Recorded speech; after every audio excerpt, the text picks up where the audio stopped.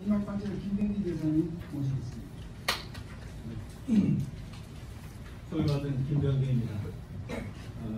우리 한정기 전남 지부장께서 매를 먼저 맞는 게 낫다고 생각했는데, 저는 이제 마지막 매를 맞을 때 불안했는데, 사실은 두 분이 아주 쉽게 우리 한정기 지부장은 구호나 이런 걸 제기를 하셨고, 송승종 교수는 유엔과 유엔사의 법적 관계, 너무 소상하게 정말 쉽지 않은 일을 연구를 해주셔갖고, 제 발표는 두 분 거에 조금만 보태면 될 것 같은, 그래서 매를 늦게 맞으니까 더 좋다 생각을 먼저 드리겠습니다. 저는 참 운이 좋게도 군생활을 하는 동안 연합사에서 작전계획 장교를 하고 작전계획 과정을 하고 국방부에서 미국정책까지 했습니다.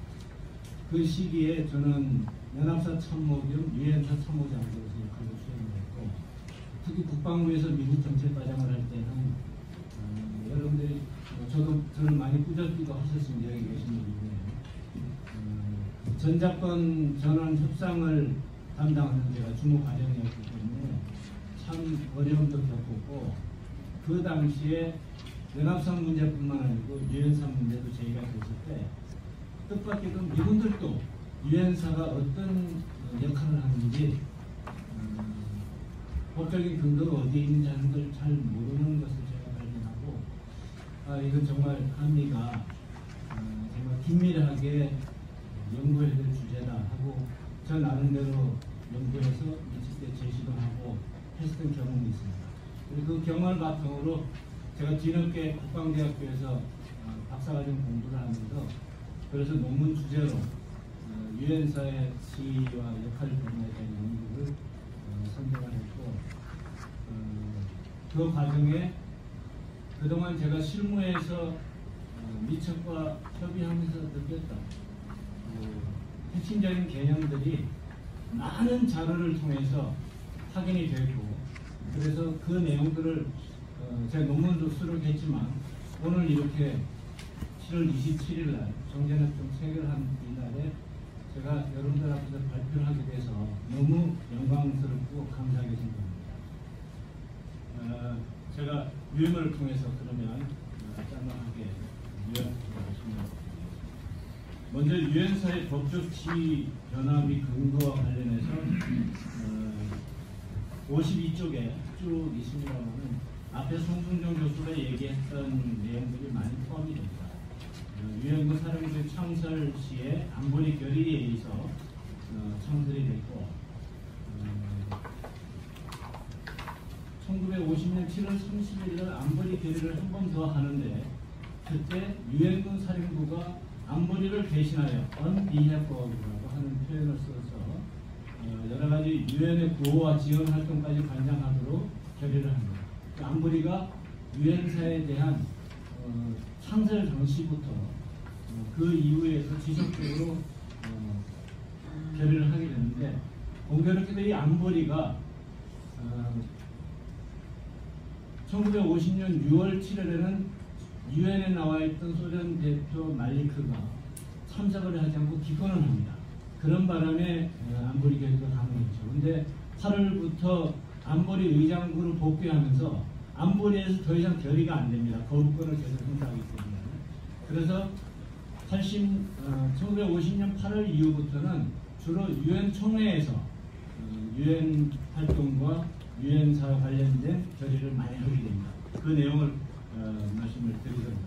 그래서 10월 7일 날 유엔사의 그 역할과 관련된 총회 결의 376호, 송 교수가 이것은 설명을 안 하고 넘어갔는데, 이 유엔군이 38선 이북으로 북진할 수 있는 그런 권한을 승인하고 한반도에서 통일, 독립, 민주정부를 수립토록 하는 것을 결의를 하게 됩니다. 이것이 아직까지 남아있는 거죠. 그리고 이제 53년 정전협정 체결 시까지도 많은 결의를 총회에서 하고, 이 시기에 유엔 총회뿐만 아니라 한국 전쟁에 동원된 유엔 회원국의 지원을 회원국들도 하지만 많은 그 물자 지원도 있고 해서 유엔에서 이런 것을 협조하고 조정할 필요가 있는데 이것은 유엔에 있는 경제사회이사회가 그 역할을 합니다. 그래서 유엔의 주요 기구인 경제사회이사회에서도 6번이나 유엔 사업과 관련된 한국 전쟁 내에서의 결의를 하게 됩니다. 그리고 1953년 7월 27일 날 정전협정 체결할 때 잘 아시는 것처럼 워싱턴 선언문이라고 하는 참전 16개국 결의에서 한반도의 전쟁이 재발할 경우에 16개국은 세계 평화를 위해서 다시 즉각적으로 이에 대응할 것이다 라는 선언문을 채택합니다. 이것도 아직 유효한 선언문입니다. 그리고 4번에 그 한미 합의 의사록이라 합니다. 우리 한미 동맹이 체결되면서 유엔사가 한국 전쟁의 정전협정 체결 합의 이후에 정전협정 서명 당사자도 이기도 하지만 한미 동맹 체결로 한국군에 대한 작전 통제권을 유엔사가 행사하도록 여기에 합의한 것이 합의 의사록입니다.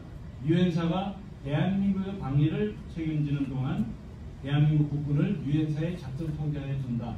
이것이 이제 1978년 연합사가 창설될 때까지 유엔사가 한국 방어를 담당을 했었죠. 그 이후에 유엔사 후방 기지가 있는 후방 지휘소와 7개 후방 기지가 있는 그 유엔군의 주둔 근거는 유엔사와 일본 간의 주둔군 지휘협정 소파를 체결해서 그것이 유효하다 하는 것입니다. 그리고 좀 뒤에 제가 참고로 말씀드리겠지만 정전협정 체결 이후에도 70년 초까지 한국 문제, 코리안 퀘스천이라고 하는 것을 유엔 총회에서 거의 매년 결의를 하게 되고 여기에서 유엔군에 대한 결의까지 망라하게 됩니다. 그래서 많은 유엔사를 폄하하는 사람들이 유엔사 창설 당시 안보리 결의 이 정도만 얘기하고 근거가 없다라고 많이 얘기를 하는데 유엔 총회에서 결의한 내용 조금만 들여다봐도 얼마나 어거지를 쓰는 것인가 하는 걸 알 수가 있고요. 아까 송 교수가 얘기했던 1975년도에 유엔사 해체하는 문제가 유엔 총회에서 결의가 되는데 이것은 이제 1960년대부터 많은 그 중남미나 아시아의 신생 독립국이 아프리카 포함해서 신생 독립국이 독립하면서 유엔에 가입을 했는데 이 나라들이 대부분 반미 성향으로 들어가서 그래서 유엔 내에 그 미국 중심의 민주국가들이 주로 주도하는 그런 표 대결에 상당한 위협이 됩니다. 그래서 이것이 이제 결국은 1970년대 초에도 영향을 미쳐서 75년도에 북한이 제기한 그 유엔사 해체 결의문, 그게 이제 거기 보시는 것처럼 3390B라고 하는 결의문인데 유엔사를 먼저 해체하고 이렇게 되어 있습니다. 그래서 송 교수가 제기한 것처럼 유엔사 무조건 해체하는 걸 결의했다 하는 것이 이거죠. 그런데 그날 당일날 공교롭게도 3390A라고 하는 이것은 미국과 우리 대한민국이 협조해서 낸 그 민주권에서 제기한 그것도 동시에 결의를 하게 됩니다. 참 희한한 결의를 통과를 해서 그건 여기에 대한 그 해석상의 문제가 남아있는데 문제는 여기에는 정전협정 유지를 위한 적절한 체제가 마련되는 대로 유엔사를 해체하는 것입니다. 그래서 이 내용은 뭐냐면 현 정전체제가 유지가 돼야 되는데 정전협정 서명 당사자로서 정전관리를 하고 있는 유엔사를 무조건 해체할 수는 없으니 남북이 협의를 해서 대안을 마련해라. 그리고 나서 해체를 하라는 겁니다. 그런데 그 뒤에 아무런 서로 협의가 없고 조치가 없었기 때문에 유엔사가 무조건 해체됐다고 결의했으니 해체돼야 된다 하는 것은 공산권에서 제기한 북한 쪽에서 제기한 논리다 하는 것을 말씀드리고 아까 말씀드린 연합사 창설로 유엔사가 그러면 어떻게 되냐 그 유엔사가 한반도 방위 임무를 연합사로 넘겨주고 정경관리를 주 임무로 한다라고 되어 있었는데 그 당시에 연합사가 그러면 그 모든 부대를 전평시 작전 통제를 했지 않습니까? 그렇게 통제를 하는데 유엔사는 수단이 없으니까 유엔 사령관의 정전관리 권한을 보장해 주기 위해서 연합사령관이 정전관리에 관한 한 유엔사의 지시에 응하도록 이렇게 명시를 해놨습니다.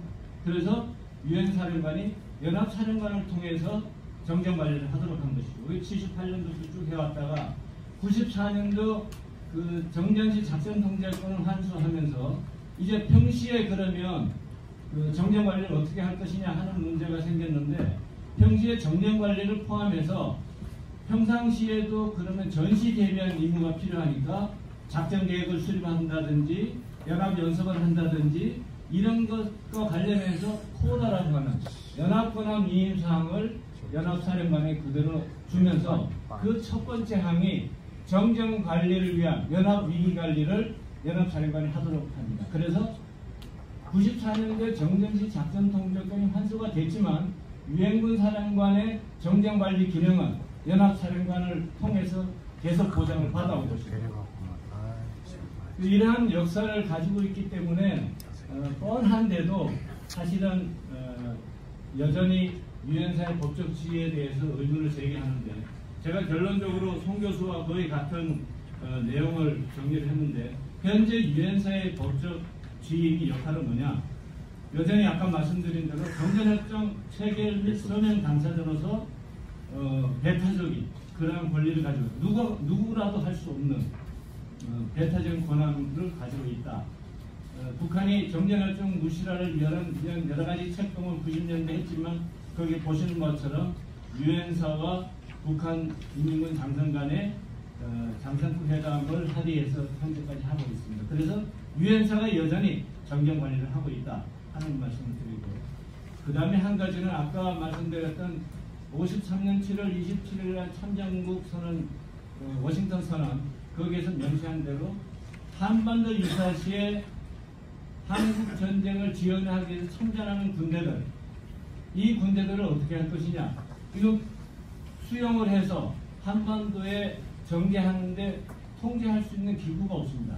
결국 유엔사가 여전히 그 역할을 한국전쟁 시 했기 때문에 다시 참전한다면 그러한 참전국 부대들을 모두 수용해서 지금은 연합사령관이죠. 한미연합사령관에게 전력을 제공하는 포스 프로바이더 역할을 하도록 되어 있습니다. 이것도 여전히 유효한 권한이고 아까 말씀드린 그 일본 북에 있는 후방지휘소를 포함해서 후방지휘 실개소를 이용해서 참전국에서 제공하는 병력뿐만 아니고 수많은 군수물자 이것을 전개하는 그런 기능을 하기 때문에 전쟁 지속 능력을 보장하는 데도 굉장한 역할을 한다.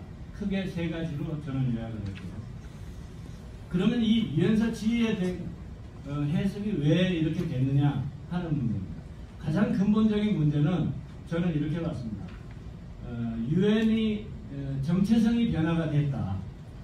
이게 사실 우리가 눈여겨보지 않았던 문제인데 유엔이 창설되는 것은 2차 세계대전으로 올라갑니다.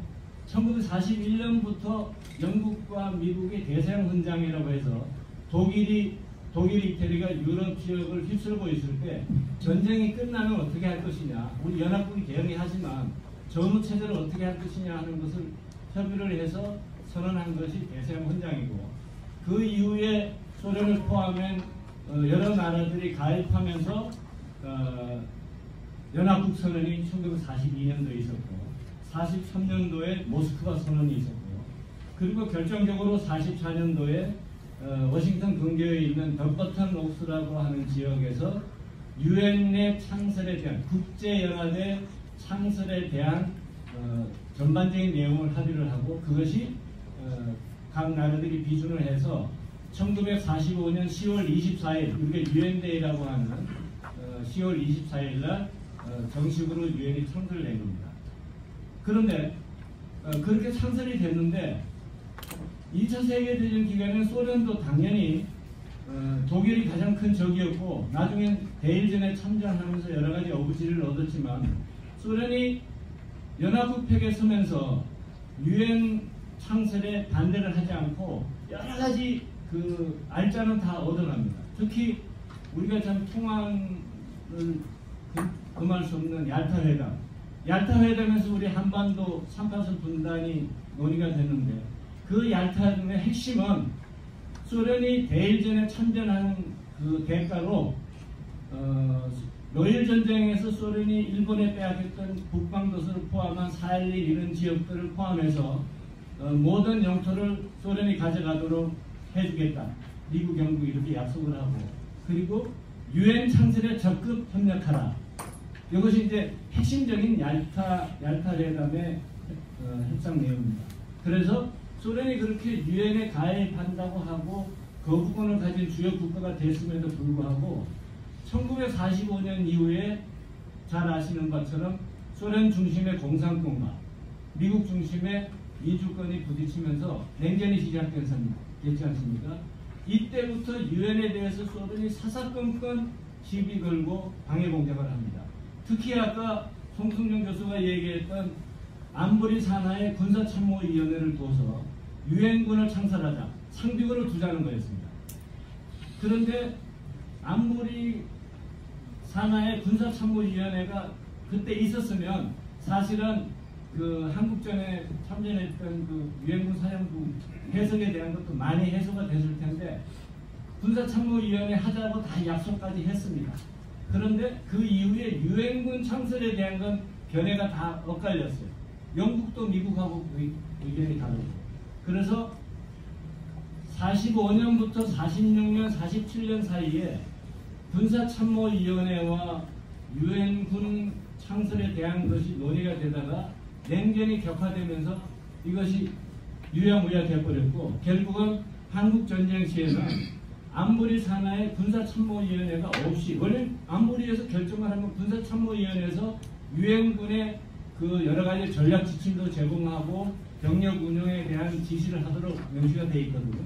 송 교수가 제시했지만 그런데 그거 없이 안보리에서 결의를 하다 보니까 물론 그 당시에는 미국 중심으로 유엔이 움직이는 뭐 사실인데 이건 국제정치적으로 접근할 필요가 있는 얘기인데 그래서 미국이 통합군 사령부를 창설하도록 결의를 한 겁니다.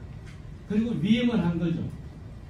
안보리가 해야 되는데 안보리에 군사참모위원회도 없고 군사참모위원회 다시 구성해서 이렇게 하고 하기에는 너무나 한반도가 급박한 상황이니까 미국이 주도해서 통합군 사령부를 창설하고 참전하는 유엔군을 지휘 통제하라 하는 것이 이제 안보리 결의 84호입니다. 이런 과정에 대한 이해가 충분치 않다 보니까 제가 지금 말씀드린 핵심 요지는 이겁니다. 창설 당시에는 유엔이라고 하는 것이 독일을 포함한 추축국에 대응한 세계평화기구로 출발을 했고 지금도 세계평화기구라고 되어 있습니다만은 45년 이후에 소련이 냉전이 시작되면서 계속 발목을 잡고 방해 활동을 했기 때문에 사실은 공산권 대 유엔의 구도로 변질이 됐습니다. 이것은 중공군이 참전한 이후에 유엔 총회에서 결의한 내용도 중공군이 유엔과 유엔군에 대한 적대 행위를 했다. 이렇게 결의를 합니다. 유엔 총회. 이 얘기는 결국은 공산권 대 유엔의 구도로 되어버렸고 이것이 1950년대 후반 60년대까지 유엔 총회 결의에도 계속 나옵니다. 제발 공산권들 세계 평화를 위해서 더 이상 분쟁이나 이런 것을 조장하지 마라. 이런 것을 결의를 하게 됩니다. 그 참고 지시제가 있으니까. 그래서 결국은 유엔에 대한 해석 문제 이것이 유엔사에 대한 해석에까지 영향을 미쳤다. 그래서 이게 국제정치적으로 결국은 해석해야 되는 문제지만 오늘날에는 공교롭게도 우리 한설기 위원장도 얘기했지만 국내 정치적으로 또 이념적으로 이렇게 이용이 되다 보니까 해석상의 문제가 되는 것이죠. 그러나 유엔이라고 하는 것을 분명히 인정하는 한, 송 교수가 잘 설명됐습니다만 유엔이라는 것을 인정하는 한 유엔사는 유엔의 보조기관이고 유엔의 맨데이트를 가지고 있는 게 분명하다. 이것이 이제 여러 근거가 있습니다.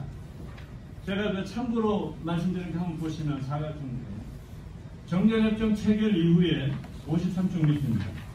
75년까지 한국 문제에 대한 결의를 유엔 총회에서 하는데 53년대 정전협정 체결 이후에 보시는 바처럼 통합군 사령부, 이게 유엔사입니다. 통합군 사령부에 보고를 접수했다. 유엔에서. 그리고 유엔이 요청한 집단적 군사 조치라고 명시가 되어 있습니다. 거기에 의해서 무력 침략을 격퇴한 최초의 성공이다. 유엔 헌장에 입각한 집단 안전 보장의 효과적인 실정이다. 이렇게 총회에서 결의를 했습니다. 그리고 이 결의 내용이 지속적으로 문구만 좀 바뀌지만 계속된다는 것. 그리고 또 한 가지는 유엔에 등재되지 않았다라고 하는 그 주장에 사실은 뭐 유엔의 보조기관으로 이름을 올리지 않는 것은 지금 이런 문제를 생각했으면 올렸겠죠. 안보리에서 뭐 미국도 좀 성의실에서. 그런데 그걸 하지 않은 것뿐이지 그 이름이 없어서 보조기관이 아닌 게 아니거든요. 송 교수도 많이 강조를 했지만. 그런데 55년도에 부산에 있는 유엔 기념 묘지 여러분 아실 겁니다. 그 유엔군 묘지가 유엔군 사령부에 의해서 관리되고 있다. 이것을 한국 내 유엔 기념 묘지를 설정하고 유지하도록 결정하고 유엔 사무총장은 대한민국과 협정을 체결할 교섭을 준비하도록 그리고 유엔의 기금을 배정하고 그러한 것을 조치할 수 있는 권한을 부여한다. 라고 하는 그 결의를 합니다. 이거 외에 더 이상 분명한 것이 없는 거죠. 그 외에도 58년 총회 결의 중공군 철수를 언급한 이후부터 대부분 다 아까 말씀드렸던 유엔의 그 목적, 유엔사의 주둔 목적 이런 것들을 지속적으로 결의를 하게 됩니다. 수많은 결의가 그거에 이어지죠. 그리고 이제 뭐 61년도의 결의 내용부터 거기에 남아있는 유엔이 한국 문제에 있어서 그 헌장 하에서 한국에서 침략을 물리치기 위해서 집단적 조치를 취할 권한, 평화와 안전을 회복하고 평화로운 해결을 위한 행사 권한을 전적으로 부여받고 있다. 이렇게 되어 있습니다. 이것이 이제 좀 이따가 평화협정과 제가 조금 말씀드리겠지만 거기에도 영향을 미칩니다. 한국전쟁 당시에 여러 결의를 통해서 유엔사의 그 역할, 임무, 목적 이런 것을 안보리와 총회에서 결의를 했는데 75년까지 결의를 한 내용이 지금도 사문화되지 않고 유효한 겁니다. 그게 사문화됐다고 정리한 것도 없어요. 그것이 남아있는데 평화협정 체결하면 정전협정이 끝나는 거니까 무조건 해체해야 된다. 이것은 유엔사의 전반적인 법적 지위와 역할에 대한 것을 놓친 거죠. 그래서 제가 그 참고로 말씀을 드렸고 다시 또 53쪽 중간에 그 해석의 차이가 또 하나는 뭐냐면 정전체제가 장기화되다 보니까 관심이 저하된 것도 있습니다. 그래서 유엔사에 대한 것을 제대로 사실은 우리 군인들도 잘 돌이켜보면 저도 잘 몰랐으니까 연합사 가기 전에 그랬는데 그러는 사이에 벌써 70년 가까이 흐르다 보니까 여기에 대한 연구도 부족하고 공감대도 부족했던 것입니다.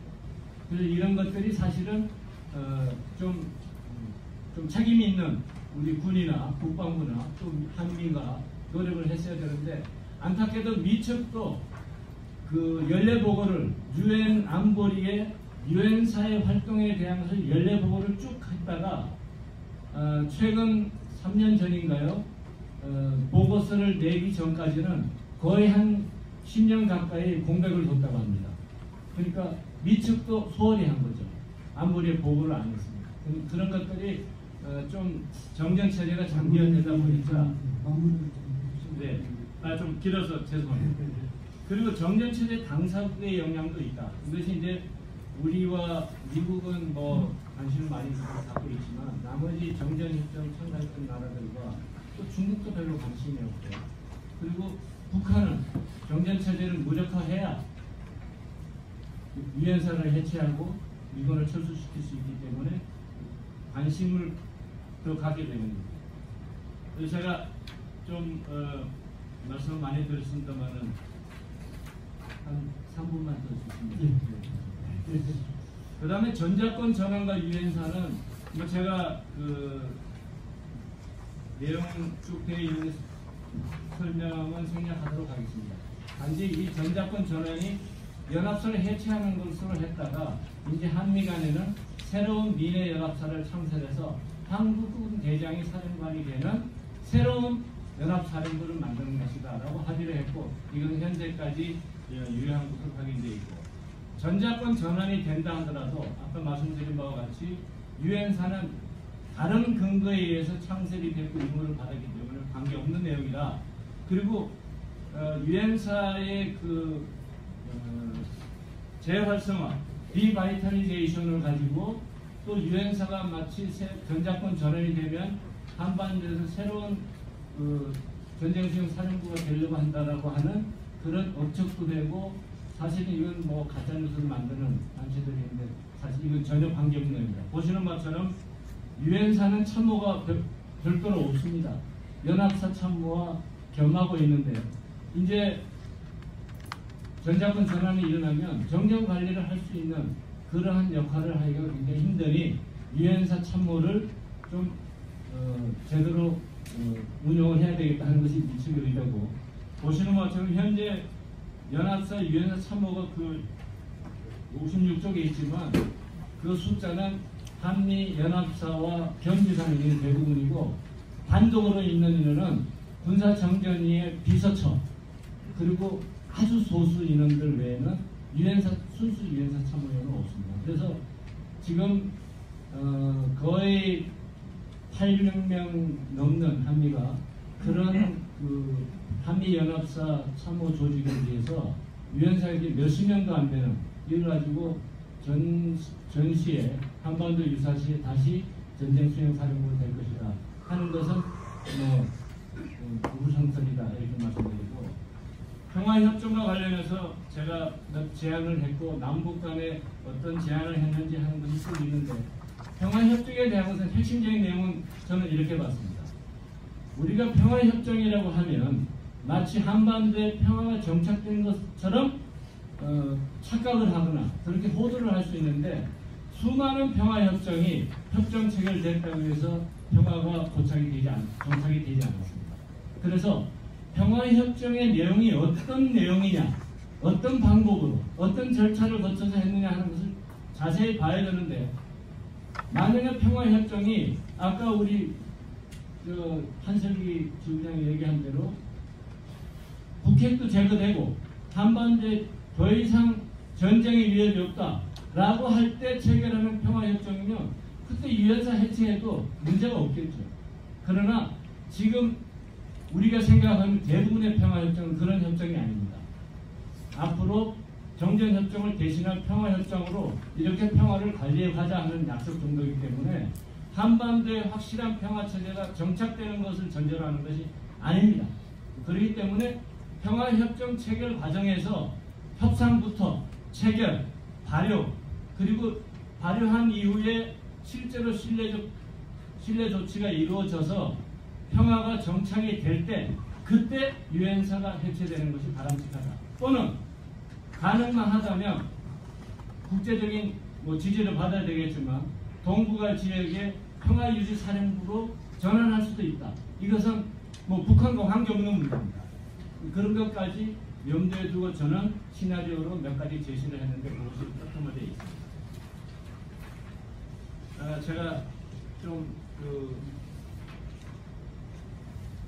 길게 장황하게 설명을 드려서 좀 송구스럽지만은 결론으로 60쪽에 있습니다.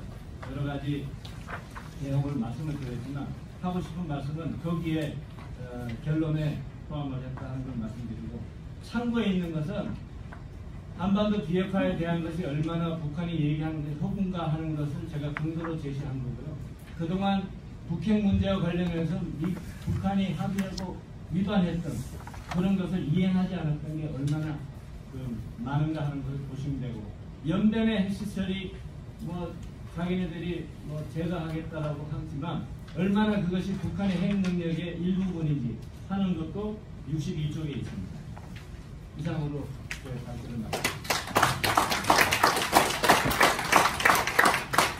우리 부대장님 발표가 예상 시간이 좀 넘었지만 그 내용이 굉장히 유익한 것이고 배워야 될 것들이라서 제가 중간에 끊지는 못했습니다.